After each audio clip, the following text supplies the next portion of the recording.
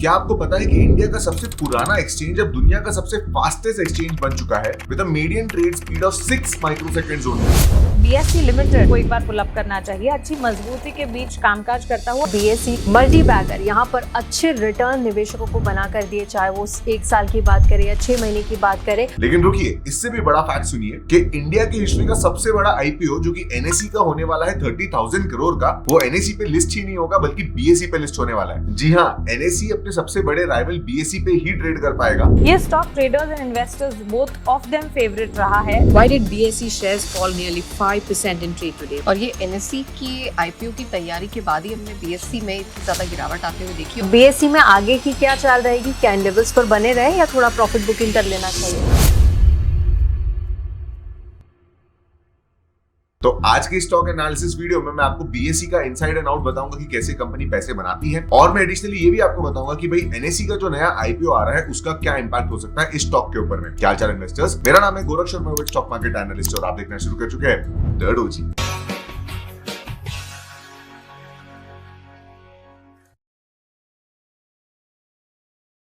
तो इन्वेस्टर, अगर आप इस चैनल पे नए हो तो मैं आपको बता दूं कि मैं किसी भी स्टॉक एनालिसिस वीडियो को 3 सेगमेंट में डिवाइड करता हूं। सबसे पहले तो मैं इस कंपनी का बिजनेस एनालिसिस आपको समझा दूंगा कि भाई कंपनी पैसे कैसे बनाती है, पैसे बनाती भी है नहीं बनाती है। अगर बिजनेस ही अच्छा नहीं होगा तो आगे एनालिसिस करके क्या फायदा। और इसी बिजनेस एनालिसिस सेगमेंट में ना मैं आपको एनएसई और बीएसई का कंपैरिजन भी दिखा दूंगा कि क्या इंपैक्ट आ सकता है। सेकंड सेगमेंट में हम फिर फंडामेंटल्स पे डिस्कशन करते हैं कि भाई कंपनी के फंडामेंटल्स कैसे। कभी भी कोई स्टॉक का प्राइस तो डिमांड सप्लाई पे ऊपर नीचे जाता है, लेकिन अगर फंडामेंटल्स खराब हो तो यूजुअली अवॉइड करना चाहिए। एंड देन फाइनली मेरा फेवरेट टेक्निकल एनालिसिस की बेसिस पे मैं इंपॉर्टेंट लेवल आपको स्टॉक की शेयर करूंगा, तो इस वीडियो को एंड तक देखना। और अगर आप इस चैनल पे नए हो तो सब्सक्राइब कर लो। Let's start with the first segment, that is business analysis of Bombay stock exchange. 2020 में बीएसई का रेवेन्यू से 609 करोड़ का था, लेकिन FY26 में इनका ऑपरेशनल रेवेन्यू 4,800 करोड़ को पार कर गया और टोटल रेवेन्यू 5,000 करोड़ को भी क्रॉस कर चुका था। अचानक ऐसा क्या बदल गया, चलिए समझाता हूं। बीएसई सिर्फ एक एक्सचेंज नहीं है जहां पे आप अपने शेयर्स को बाय और सेल कर सकते हो। इसके और भी रेवेन्यू मॉडल है, इसकी और भी इनकम स्ट्रीम्स है। बेसिकली ये बहुत बड़ी कैपिटल मार्केट इंफ्रास्ट्रक्चर कंपनी है और इनके पास मेजरली 4 रेवेन्यू सोर्सेस है। सबसे पहला है ट्रांजैक्शन चार्जेस, जहां से इनका सबसे बड़ा पैसा आता है, दैट इज ट्रेडिंग। पिछले कुछ सालों में एफएनओ सेगमेंट में एनएसई का 100% मोनोपोली था, लेकिन मई 23 में बीएसई ने एक मास्टर स्ट्रोक खेला। उन्होंने अपने सेंसेक्स और बैंकेक्स ऑप्शंस की वीकली एक्सपायरी लॉन्च की और इस स्मार्ट मूव से ट्रेडर्स जो है वो बैंकेक्स और सेंसेक्स की एक्सपायरी पे भी ट्रेड करने लगे। FY26 में इनका ट्रांजैक्शन चार्जेस का रेवेन्यू 87% से बढ़कर 3,700 या लगभग 3,800 करोड़ टच कर गया। तो कहने का मतलब कंपनी ने एक न्यू इनकम स्ट्रीम जनरेट कर दी। अब बीएसई का सेकंड रेवेन्यू सोर्स है सर्विसेज टू कॉर्पोरेट्स। अब बीएसई पे लगभग 5,600 कंपनीज लिस्टेड है और हर साल इन कंपनीज को बीएसई को एक फिक्स एनुअल चार्ज पे करना पड़ता है, जो कि इसके रिकरिंग रेवेन्यू का पार्ट बन जाता है। और इसी के साथ अगर कोई कंपनी नया आईपीओ करती है तो ये काउंट भी बढ़ता है और बुक बिल्डिंग की फीस भी उसे पे करनी पड़ती है। तो इनफैक्ट बीएसई के बाकी रेवेन्यू सेगमेंट में से ये सबसे स्टेबल रेवेन्यू सेगमेंट है, जहां पे एक फिक्स एनुअल चार्ज हर कंपनी को उसे पे करना ही है और आईपीओ कंपनीज को भी अलग से चार्ज पे करना पड़ता है। अब थर्ड रेवेन्यू सोर्स है इसका mutual fund distribution, that is BSE star mutual fund. BSE star mutual fund India की largest digital mutual fund distribution platform है। FY26 में इनका प्लेटफॉर्म 84.1 करोड़ ट्रांजैक्शंस प्रोसेस किया था, जिससे बीएसई को लगभग 280 करोड़ के रिकरिंग रेवेन्यूज आए। और जैसे जैसे इंडिया में एसआईपी का कल्चर बढ़ रहा है, तो उसी के साथ में बीएसई का ये जो टोल ब्रिज है वो बिना किसी कॉस्ट के एक्स्ट्रा रेवेन्यू जनरेट करता रहेगा कंपनी के लिए। तो अब तक आप ऐसे 2 रेवेन्यू स्ट्रीम समझ गए हो जो कांस्टेंट पैसा देने वाले हैं बीएसई को। एंड जो फोर्थ रेवेन्यू स्ट्रीम है ना, that is a hidden gem, that is CDSL stakes. BSE owns exactly 15% of CDSL, that is the largest depository of India.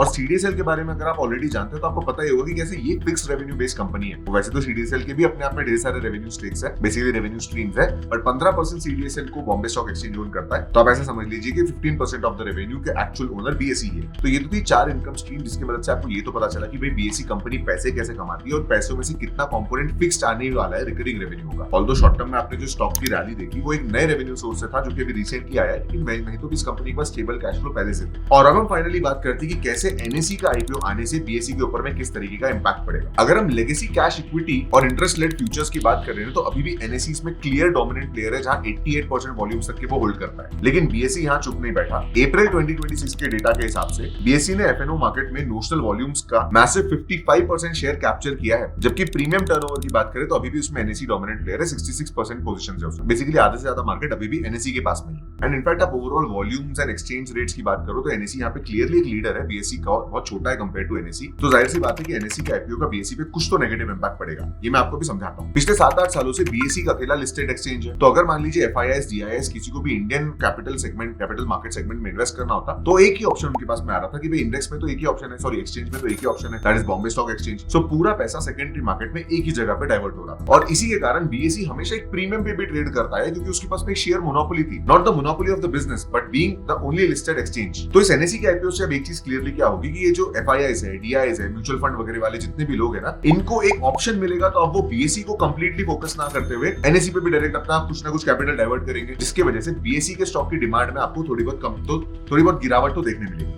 which can have a short term impact on the stock price also and a long term impact on the stock's valuation also. Basically अभी जो premium पे BSE trade करता है आगे चल के उतना premium पे ट्रेड नहीं कर पाए। और एज एन इन्वेस्टर कभी भी याद रखो, शेयर प्राइस तभी ऊपर जाता है जब उसकी डिमांड इंक्रीज होती है। तो अगर डिमांड सप्लाई में, लिक्विडिटी में, वॉल्यूम्स में कोई घपला हो जाता है, घपला नहीं मतलब कोई भी चीज चेंज हो जाती है ना, तो स्टॉक के ऊपर में इसका इंपैक्ट आना ही है। तो बीएसई के ऊपर में एक नेगेटिव इंपैक्ट छोटा तो आने वाला है। अब इसका एक छोटा सा पॉजिटिव साइड भी है, क्योंकि एनएसई एक बहुत बड़ा 30,000 करोड़ का आईपीओ है और आगे चल के भी ये कंपनी लार्ज कैप तक बनने की पोटेंशियल रखती है, मतलब 2-3 गुना रिटर्न्स भी आपको देने की पोटेंशियल रखती है। तो ये पूरी लिस्टिंग सिर्फ और सिर्फ बीएसई पे होने वाली है। तो एनएसई के स्टॉक पे होने वाली पूरी ट्रेडिंग का एडवांटेज बीएसई कंपनी को मिलेगा। एनएसई का मार्केट कैप अगर बढ़ता है तो बीएसई का भी ओवरऑल टर्नओवर बढ़ने वाला है। तो वैल्यूएशन साइड से थोड़ी फ्रॉथ हट जाएगी, लेकिन ओवरऑल लॉन्ग टर्म में एनएसई के पास में, सॉरी बीएसई के पास में बड़ा इनकम जनरेटिंग आईपीओ आने वाला है, जो सिर्फ और सिर्फ बीएसई पे ही आपको खरीदने मिलेगा।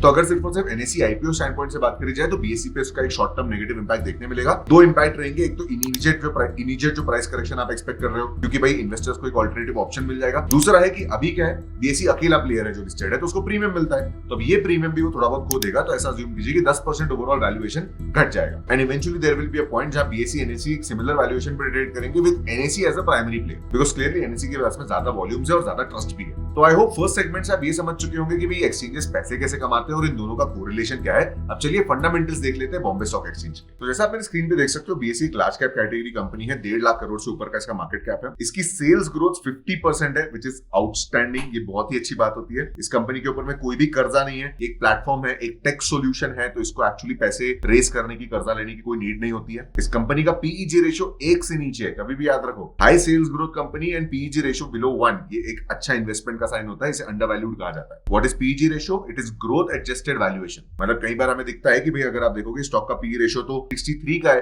और स्टॉक की ग्रोथ भी तो बहुत ज्यादा है ना, तो ग्रोथ एडजस्टेड वैल्यूएशन भी आपको फैक्टर इन करना पड़ता है, स्पेसिफिकली उन कंपनीज में जिनकी ग्रोथ अभी चल रही हो और सेल्स ग्रोथ हाई हो। बाकी अगर आप इस कंपनी का प्रॉफिट एंड लॉस स्टेटमेंट देखोगे तो देखो मैं ये चीज आपको बता रहा था कि कैसे 2020 में 600 करोड़ का रेवेन्यू था और आज वो रेवेन्यू लगभग 5000 करोड़ हो चुका है। एंड अगेन मैं प्रॉफिट की बात करूं तो 2500 करोड़ का, लगभग 2500 करोड़ का प्रॉफिट बनाती है with a very high operational margin of 60% margin. बहुत ही एपिक चीज होती है। तो ये आपको बताती है कि कंपनी में ग्रोथ पोटेंशियल कितना है। कंपनी के पास जितना पैसा आ जा रहा है उसमें से आधा पैसा लगभग प्रॉफिट में चले जा रहा है, विच इंडिकेट्स की बिजनेस मॉडल बहुत रोबस्ट है। अगर मैं इस कंपनी का वैल्यूएशन चार्ट अभी देखूं तो लगभग 5 ईयर के टाइम फ्रेम पे फेयरली वैल्यूड आपको दिख रहा है। बीच में बहुत ओवर वैल्यूड हो गया था तो वहां से करेक्शन आना स्टार्ट हुआ। 3 ईयर टाइम फ्रेम पे आप भी अगर देखोगे तो फेयरली वैल्यूड कैटेगरी में। आइडियली तो हमें अंडर वैल्यूड कैप्चर करना चाहिए और आज की तारीख में जहां ये स्टॉक अपना पी रेशियो जो है वो 63 का होल्ड कर रहा है ना, ये ओवरऑल लगभग ड्रॉप होके जो है वो 55 या 50 के रेंज में भी आ सकता है अगर एनएसई का आईपीओ लिस्ट हो जाए। अगर क्या होने तो वाला ही। तो प्योर फंडामेंटल्स के बेसिस पे देखे जाए तो एसएच कंपनी में कोई भी दिक्कत नहीं है, ना कर्जा है, सेल्स ग्रोथ भी प्रॉपर चल रही है, बिजनेस सेगमेंट भी एकदम बढ़िया चल रहा है, कॉम्पिटिटर भी अपना आईपीओ मार रहा है। इसका ये मतलब है कि बिजनेस एक्चुअली रोबस्ट है। दोनों प्लेयर मिलकर इसमें एक्चुअली आगे चल के ग्रोथ दिखाएंगे आपको। So with this business analysis and fundamental analysis in our arsenal, let us now finally move to the technical analysis of Bombay stock Exchange. तो स्क्रीन पे जो आप मेरे अभी चार्ट देख रहे हैं ये बीएसई का मंथली टाइम फ्रेम चार्ट है। मैं पहले जानबूझ के आपको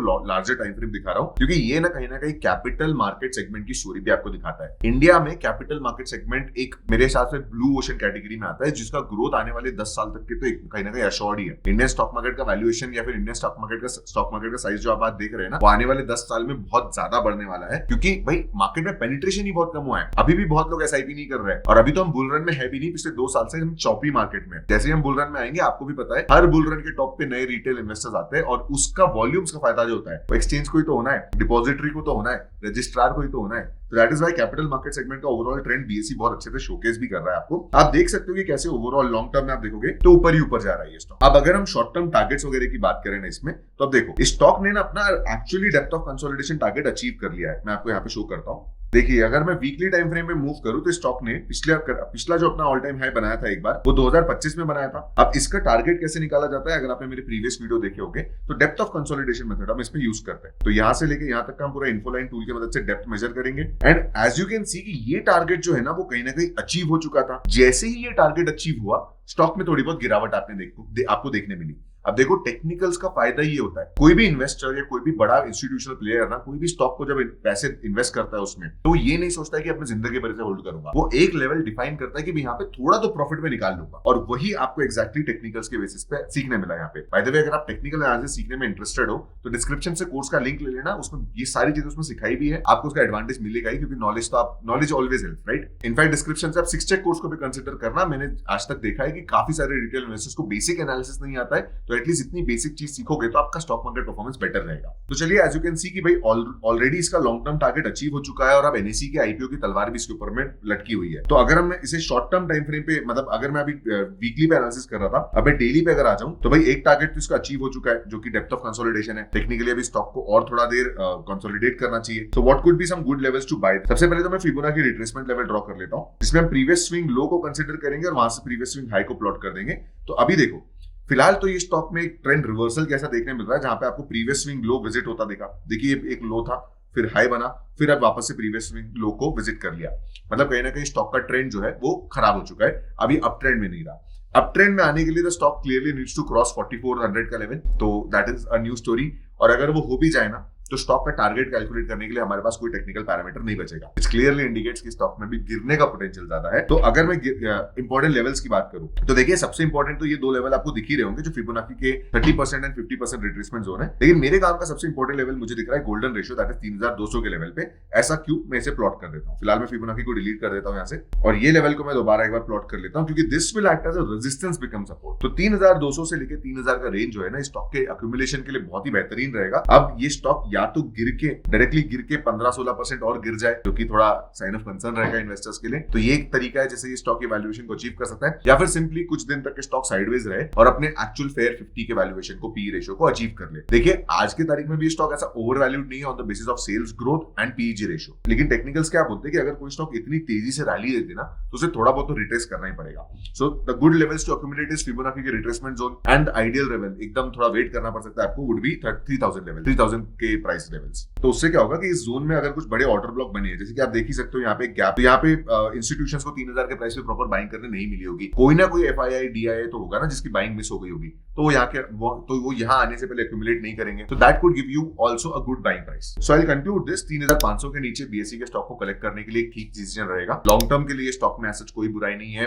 एक मल्टीबैगर कंपनी है, मल्टीबैगर पोटेंशियल भी रखती है। कैपिटल मार्केट ओवरऑल एक सेगमेंट है जो आगे चल के बहुत ग्रोथ पोटेंशियल रखता है। अब जो लेवल्स मैंने आपके साथ में शेयर की, ये प्योर एनालिसिस है, ये बिल्कुल भी कोई इन्वेस्टमेंट एडवाइस नहीं है। अगर आप प्रोफेशनल तरीके से इन्वेस्टमेंट एडवाइस चाहते हो तो आप नीचे मेरे professional swing trading channel and investment channel को ज्वाइन कर सकते हो। मैं एक सेबी रजिस्टर्ड रिसर्च एनालिस्ट हूं, तो एक कैलकुलेटेड रिस्क एंड रिवॉर्ड के बेसिस पे आप वहां से ट्रेड्स कलेक्ट कर सकते हो। So to conclude this video, BSE overall long term के लिए बहुत अच्छा है। एनएसई के आईपीओ का इस पे थोड़ा बहुत शॉर्ट टर्म नेगेटिव इंपैक्ट आ सकता है, और वैसे भी स्टॉक प्राइस में थोड़ा बहुत और करेक्शन का पोटेंशियल तो है, because valuations end fund technicals दोनों ही बोलते हैं कि भाई स्टॉक में डाउनसाइड पोटेंशियल दिख रहा है। इंपॉर्टेंट लेवल्स आई होप आपने मार्क कर लिए हो। आप भी इन सारे प्राइस लेवल्स के अलर्ट लगा लीजिएगा। एज ऑफ टुडे तो आपको स्टॉक में वेट एंड वॉच ही करना है, and that is from this video. अगर ये वीडियो पसंद आए तो लाइक करना, यहां तक देखा है तो सब्सक्राइब करना मत भूलना, and I will see you in the next one.